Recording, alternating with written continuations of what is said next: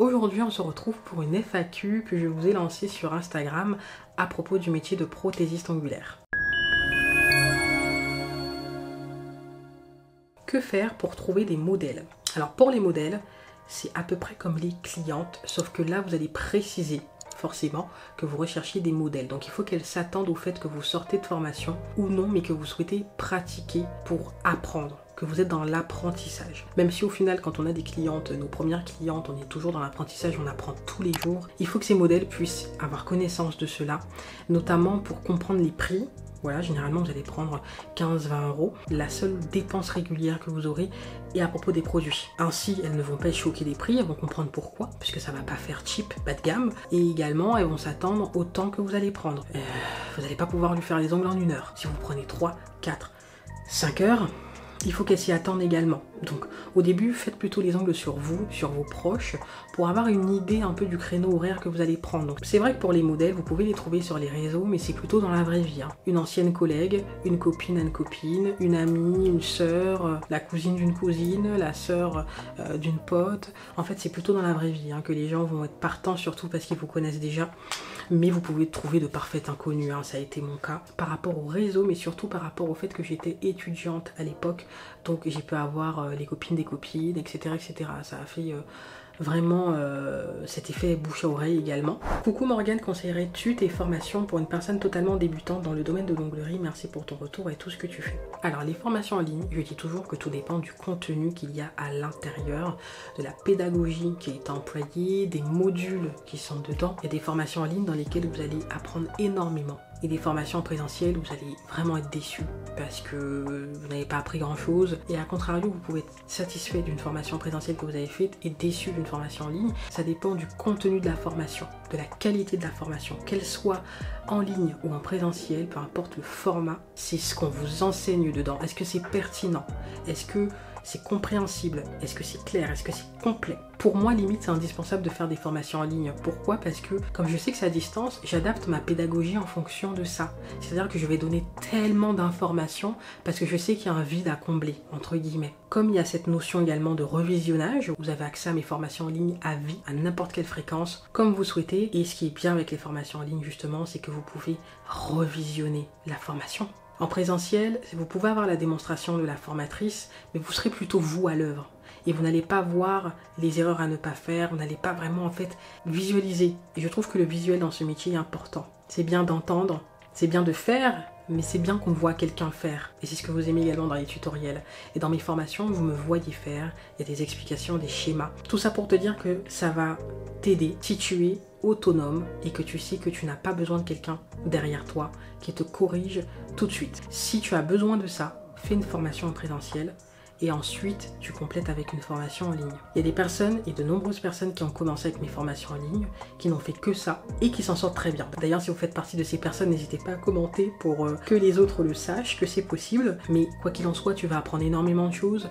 Mais c'est vrai que si tu as pour objectif de te lancer dans le métier dans pas longtemps et que tu veux qu'on te corrige tout de suite, n'hésite pas à faire une formation en présentiel. Si tu sais que tu as le temps, que tu veux revisionner, ou tu aimes ce format à distance où tu prends ton temps, tu as plein d'éléments théoriques, etc., de la démonstration visuelle, n'hésite pas à opter pour la formation. Mais tu verras que ma réponse ne sera pas oui ou non, parce que c'est du cas par cas. Ça va dépendre de toi. Il y a des personnes qui manquent d'autonomie, qui ont besoin d'être accompagnées, mais énormément. Et il y en a d'autres qui, en une simple vidéo, elles vont comprendre tout de suite. Elles vont savoir comment le reproduire. Et surtout quand c'est très bien expliqué. Et les formations qui conviennent aux débutants, totalement débutants, ce sont les formations niveau 1. Vous allez voir sur ma plateforme de formation qu'il y a 2 niveaux. Niveau 1 où vous êtes débutant et niveau 2 où il faut maîtriser les bases. Donc là ce sont des formations de perfectionnement. Donc si tu débutes et que tu te sens en confiance, n'hésite pas, le lien est en barre d'infos.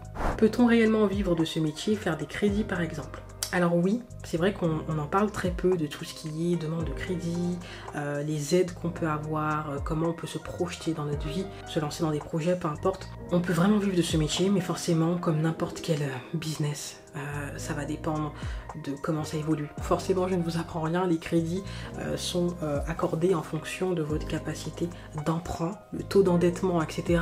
Il faut que ce soit cohérent par rapport à ce que vous avez gagné les dernières années. On fait un calcul moyen de ce que vous avez l'habitude d'avoir. Donc oui, tu peux faire des crédits, tu ne te retrouves pas limité quand forcément tu as réussi à stabiliser tes finances et voilà, ton business il a décollé, il est en développement. Si on voit qu'il a du mal à décoller ou alors qu'il a décollé à un certain moment et hop, il chute, là ça va être problématique. Il faut vraiment être dans cette sécurité financière, dans cette confiance qu'on peut t'accorder, forcément. Je ne sais pas quelle rubber base acheter, il y en a trop. Tu as un conseil? Alors les pros de la rubber base, c'est Lova Nail System. Ils ont énormément de rubber. Là, ils ont sorti des rubbers rouges à l'occasion de la Saint-Valentin et ils font qu'innover. Il y a énormément d'innovation au niveau de cette marque-là. C'est une marque française. La livraison, elle est rapide. Il y a énormément de choix, en fait. C'est ce que j'aime bien. C'est ce qui fait que je vais apprécier une marque plus qu'une autre. C'est au niveau du choix, de la diversité des produits. Et tu verras qu'effectivement, comme tu as dit, il y en a trop. Mais c'est bien de connaître l'utilité de chacun. J'ai fait une vidéo All Lova Nail System où je vous présente pas mal de produits, les produits phares, les différentes gammes. Et tu vas voir que chaque produit a son utilité, sa texture, sa viscosité, sa couleur, Voilà, ses atouts en fait. Donc il faut également que tu prennes le temps de lire la fiche produit par rapport à ce que tu recherches, par rapport à la flexibilité, le type d'ongle sur lequel tu souhaites appliquer la rubber. Combien de clients prenais-tu au début par jour? Alors dans mes débuts, j'ai vraiment commencé à avoir pas mal de clientes en décembre. J'ai profité du rush de Noël pour me lancer. Et ça a été une très bonne stratégie. Et donc à ce moment-là, j'avais à peu près 4 clientes par jour. Il faut savoir qu'au début, je prenais beaucoup de temps, donc 4 clientes par jour. Où c'est que des faux ongles, que des extensions, c'était hardcore, c'était vraiment le maximum où je pouvais terminer à 21h, j'avais un mal de dos incroyable. Les périodes de rush, je prenais 4 clientes par jour, mais j'ai toujours fonctionné avec 3 max. 3 max et environ 2 à un moment donné. Quand j'ai commencé à vraiment faire des vidéos YouTube et à développer d'autres branches, je n'avais pas que ça, donc je ne pouvais pas me permettre d'avoir énormément de clientes dans la journée. Sinon, j'avais pas le temps pour mes réseaux. Donc voici pourquoi tu peux pas trop te baser sur moi. Et de manière générale, c'est comme le fait de fixer ses prix. Il y a plein de choses à prendre en compte. Une prothésiste ongulaire à temps plein peut te dire qu'elle prend 6 clientes parce qu'elle est très rapide, qu'elle a ses propres techniques pour aller très vite, elle prend 1 heure par personne, et toi tu prends plus de temps, tu es peut-être spécialisé dans le nail art et donc forcément tu peux maximum aller 3 personnes. Donc vraiment n'hésitez pas à prendre en compte votre spécificité, votre parcours, votre histoire, votre volonté. Regardez ce qui se fait à côté, ce n'est pas une obligation de vous baser sur ce qui fait à côté. Ne te laisses-tu pas parfois d'orienter ton contenu seulement autour des ongles? Alors c'est marrant parce qu'il n'y a pas longtemps j'en ai parlé avec quelqu'un qui me disait qu'il me voyait dans pas mal de domaines par rapport à mon élocution, peut-être le potentiel que cette personne voyait en moi, mais je ne me vois pas faire, en tout cas pour le moment, je ne me vois pas faire autre chose que des ongles. J'ai choisi de me spécialiser dedans parce que c'est vraiment ce qui m'anime, ce qui me passionne. Maintenant, c'est vrai que je sais que j'ai des compétences pour autre chose. Il y a des choses qui sont en moi, qui sont naturellement en moi et que je sais que je vais devoir exploiter un jour. Mais en tout cas, pour le moment, ça ne me lasse pas parce qu'il y a énormément de choses à faire. Vous le voyez, j'ai différentes branches dans ce métier-là, donc comme quoi, faut vraiment le vouloir pour se lasser. Et je pense que si un jour je me lasse... On ne dit jamais jamais. Pour me lasser, il faudrait vraiment que j'ai vécu énormément de choses dans ce milieu. Il faudrait que j'ai vu plein de choses. Et j'ai l'impression qu'il y a tellement de choses à voir, à apprendre chaque jour que ça en est loin en tout cas. Mais non, ça ne me lasse pas. Est-ce que tu as déjà essayé des kits de 24 vernis par exemple sur Amazon? Alors oui, à l'époque, je n'avais pas les moyens, comme vous le savez, pour ceux qui me suivent depuis longtemps. Et c'est vrai que j'achetais pas mal, surtout les gels de couleur à l'époque. J'avais acheté un lot de gels de couleur, il y en avait énormément, j'étais trop contente. Mais misère, c'était vraiment de l'eau le truc. En fait, c'était pas de l'eau, c'était pâteux, mais je veux dire, c'était transparent. C'était pas pigmenté, c'était plus du pâté qu'on appliquait sur l'ongle qu'autre chose. Sur Amazon, en termes de semi-permanent, il y a probablement la marque Macart, mais je n'ai pas encore testé. Je pourrais te conseiller, parce que je sais que c'est une bonne marque de tout ce que j'ai pu tester, mais je sais qu'il y a des marques qui arrivent à faire des flops sur certaines catégories de produits. Mais en tout cas, de tête comme ça, je n'ai pas de vernis semi-permanent qui m'ont marqué sur Amazon. En tout cas, n'hésite pas si tu es intéressé à regarder ma vidéo sur mes favoris Amazon si jamais tu souhaites des produits sur cette plateforme. Lorsqu'une cliente revient pour la 4e, 5e fois et qu'on arrive sur une longueur naturelle, comment facturer les remplissages car on n'est plus sur une extension? Je facture un gainage, mais j'ai l'impression de perdre de l'argent au final. Alors il est vrai que concernant les prix, c'est encore vraiment un point d'interrogation pour beaucoup. Mais pour moi, c'est une question de logique. Cette cliente, je pense, elle avait des extensions sur Chablon. Et donc au fil des remplissages, petite parenthèse, je vous ai sorti la formation remplissage en gel. Si ça vous intéresse, je vous mets le lien en barre d'information. Donc lorsque tu fais le remplissage, allez, au bout du 3e remplissage, 4e remplissage, effectivement, à chaque fois, on raccourcit la longueur, sinon ça va être trop long. Et donc on atteint l'ongle naturel. Finalement, ça devient un gainage sur ongle naturel. Et en fait, il faut savoir que tu as ton tarif remplissage. Le tarif remplissage, extension et gainage doit plus ou moins être similaire. Ça, c'est quelque chose que j'ai compris avec le temps. Parce qu'on pratique sur une base qui est déjà là. On ne crée pas une nouvelle extension. Donc vous ne devez pas avoir un remplissage pour gainage et un remplissage pour extension, dans le cas où vous facturez les longueurs. Ça aussi, je vous recommande fortement de facturer les longueurs, à partir de la taille L. Moi, je trouve que c'est le plus judicieux, parce que facturer taille S, M, L, au final, les clientes se retrouvent un peu bloquées par leur budget et bloquées par ce qu'elles voudraient faire, en fait. Donc, facturer plutôt quand la cliente commence à avoir une longueur, où là, on utilise pas mal de produits et où ça demande plus de temps. En fait, vous allez facturer forcément par rapport à l'heure, par rapport au temps que vous prenez et aux produits que vous utilisez, principalement, et à la technique employée, bien sûr.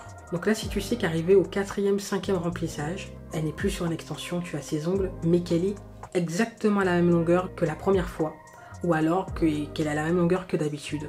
Pourquoi vouloir augmenter si c'est la même chose, si c'est le même remplissage que d'habitude?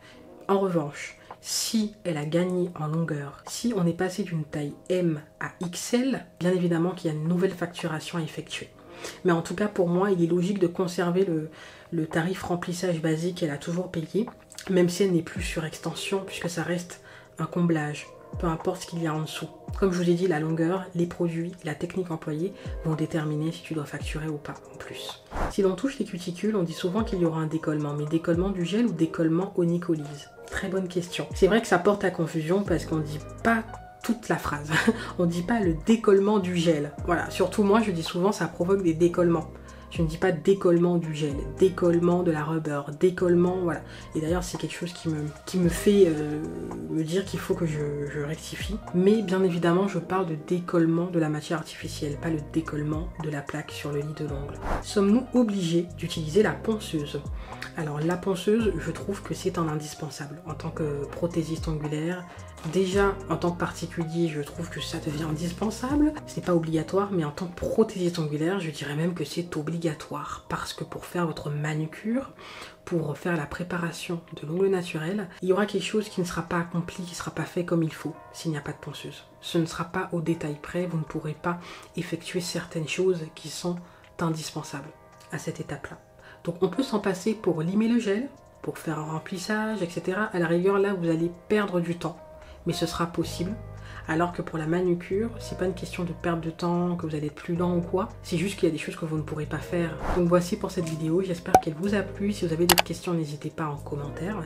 Si vous ne souhaitez pas rater la prochaine boîte à questions, n'hésitez pas à me rejoindre sur Instagram, c'est MJDianonaise. On se dit à la prochaine vidéo, bye bye.